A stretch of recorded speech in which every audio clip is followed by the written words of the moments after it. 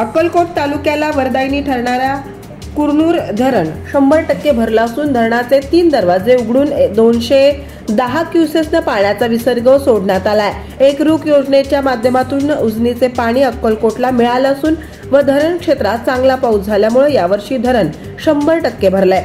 मागील वर्षी धरणात केवळ 30% पाणी साठा होता। यामुळे यावर्षी अक्कलकोट तालुक्यातील पाणी टंचाईचा व शेतीच्या पाण्याचा प्रश्न मिटण्यास मदत होणार आहे। अक्कलकोट तालुक्याला वरदायिनी ठरणाऱ्या कुरनूर धरणामुळे ते 100% भरल्यामुळे अक्कलकोट तालुक्यातील व इतर आजूबाजूच्या परिसरातील शेतकरी व नागरिकांमध्ये समाधानाचं वातावरण पाहावयास मिळत आहे।